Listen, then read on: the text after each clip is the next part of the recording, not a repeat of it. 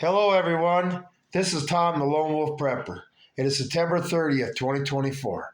And I want to do a video today about immigration, where all the Democrats are saying, well, there's got to be a path to citizenship. And I looked into immigration, the laws and stuff. I want to see what they were. I was extremely surprised at what I found. That technically, according to the bill that Johnson signed in 1865 that dealt with immigration, the federal government's not breaking the law. Shocker, huh? Yeah, it was to me too. 1870, the first naturalization and immigration law was passed. Up until then, you basically to our shores, you got in. And then they determined who could become a citizen and stuff. And then in 1896, Ellis Island opened to deal with the influx of immigrants. And then, when you went to Ellis Island, a lot of it was Europeans, okay? This is another thing I found out. You know how the immigration laws determine who they let in? It's determined by who's in power. It really is. That law is set up so who's ever in power can change the rules if they want. Political persecution, it's so broad. So obviously in 1865, they had already planned their way of illegal immigration to take over the country. Now basically with that, what he signed, what is happening now is legal by the federal code. And everybody's like, there's no way. Look up the law that Johnson signed in 1965. It's crazy. But in 1896, they opened up Ellis Island. Now, maybe they were having a problem that it's not in the history books, and that's why they opened it. But the first year Ellis Island was open, 450,000 people came through there.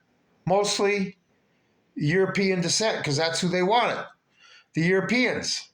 There were countries that people weren't allowed to be citizens of the United States if they belonged to that country, like Chinese.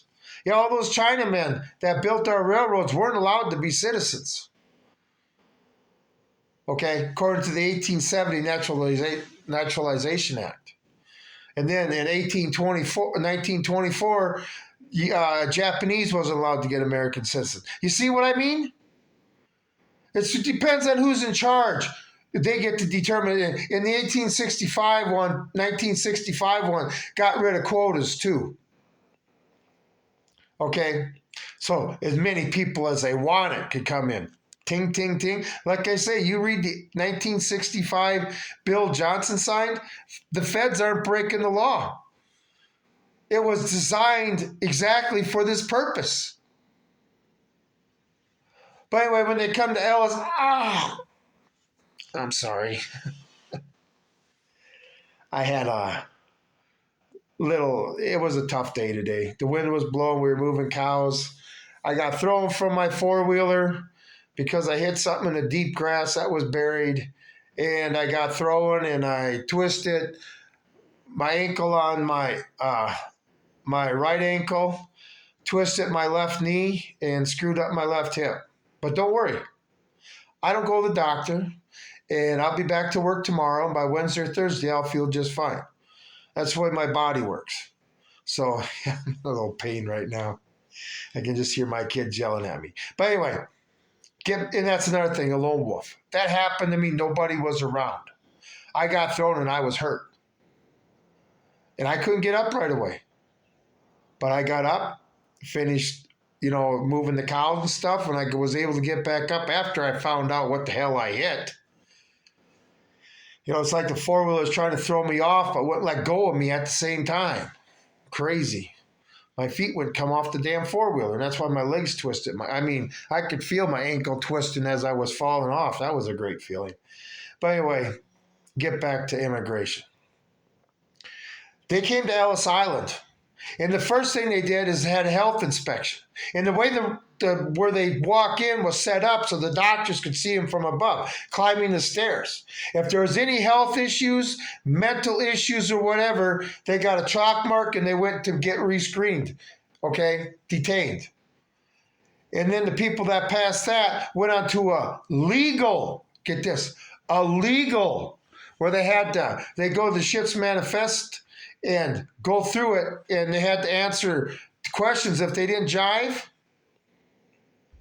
And then they went and they got rescreened and stuff. And the ones that didn't make it, they didn't get into the U.S. and get a $3,000 check.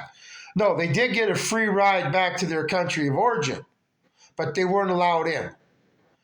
And then Ellis Island closed in 1954. 1965, we opened the floodgates to whatever the president feels is the group he wants to let in. They're politically being persecuted. That's how, just flat out broad, the language is.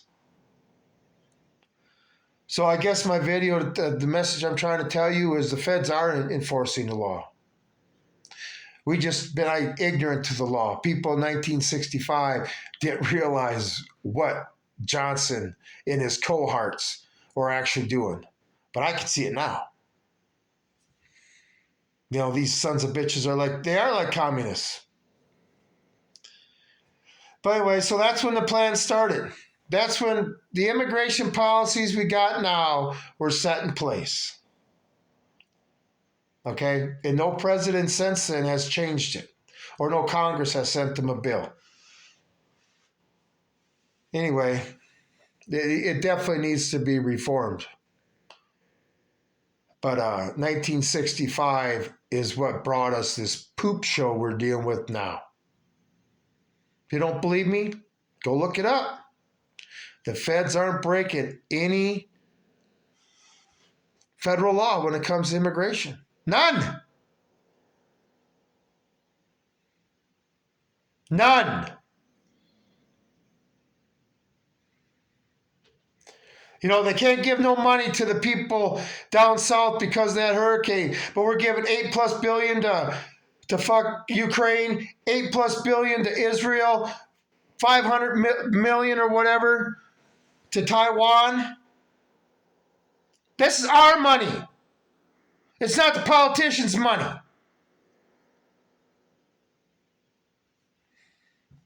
I hope everybody down south knows that the government ain't going to show up to help you, which I don't think they should anyway. Like I say, you're a reactionary group. Make sure the ATF, the FBI, or whatever armed federal agency comes into your neighborhood gets escorted the hell out of there. With extreme prejudice. You hear that, you FBI faggots?